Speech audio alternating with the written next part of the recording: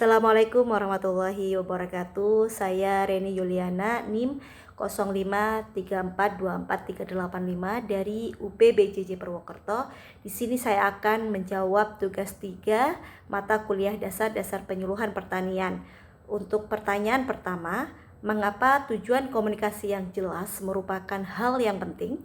Ini karena tanpa adanya tujuan yang jelas, sulit bagi seorang penyuluh untuk mengharapkan hasil yang diinginkan dari proses komunikasi melalui kegiatan penyuluhan.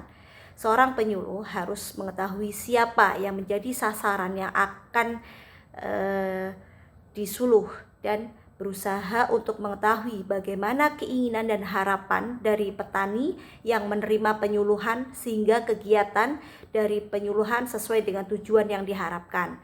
Untuk pertanyaan yang kedua, kategori adapter mana yang membutuhkan perhatian dari penyuluh? Jelaskan alasannya. Menurut saya, untuk kategori adapter yang paling membutuhkan perhatian dari penyuluh adalah penerap dini dan penerap awal. Karena untuk golongan penerap dini itu mempunyai pengikut yang banyak di daerahnya, sehingga mereka dianggap sebagai contoh atau teladan.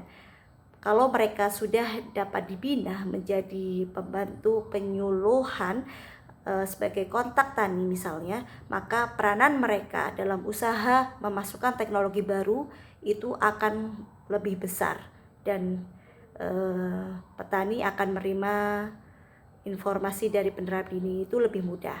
Untuk golongan penerap awal itu karena kedudukan mereka itu sebagai tokoh masyarakat yang tentunya dengan bantuan tokoh masyarakat itu dapat membantu penyuluh untuk menyampaikan adopsi inovasi kepada masyarakat setempat.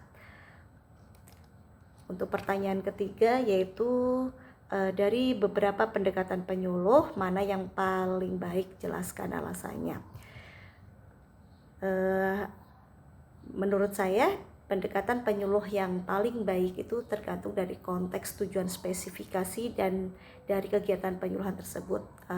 Namun menurut saya itu pendekatan yang paling dianggap efektif itu adalah pendekatan otonomi daerah atau pendekatan partisipatif, karena tujuan dari penyuluhan adalah pemberdayaan masyarakat sesuai dengan kondisi sumber daya daerah setempat sehingga mereka mampu meningkatkan kesejahteraan hidupnya secara mandiri. Dan untuk sasaran penyuluhan adalah masyarakat petani yang dianggap kurang beruntung, yaitu mereka lemah dan tertinggal dalam segala hal. Ketika masyarakat terlibat dalam proses penyuluhan, mereka cenderung lebih menerima dan mendukung hasil atau program yang dihasilkan. Ini karena mereka merasa memiliki andil dan kepentingan dalam keberhasilan program penyuluhan. Dan kemudian untuk pendekatan partisipatif itu memungkinkan penyuluh untuk memahami lebih dalam tentang konteks lokal, yaitu kebutuhan dan masalah yang dihadapi oleh masyarakat. Ini memungkinkan program penyuluhan sesuai dengan realitas daerah setempat. Pendekatan partisipatif juga mendorong dialog dan pembelajaran dua arah antara penyuluh dan masyarakat. Penyuluh tidak hanya menyampaikan informasi tetapi juga belajar dari pengalaman dan pengetahuan lokal.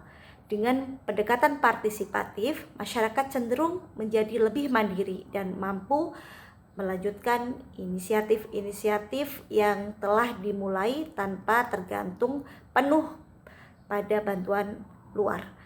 Dalam upaya menumbuhkan partisipasi masyarakat, maka peran penyuluh adalah sebagai pendamping atau mitra yang mempunyai kedudukan sejajar dalam masyarakat.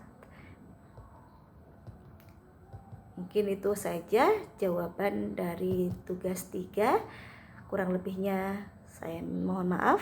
Saya akhiri. Wassalamualaikum warahmatullahi wabarakatuh.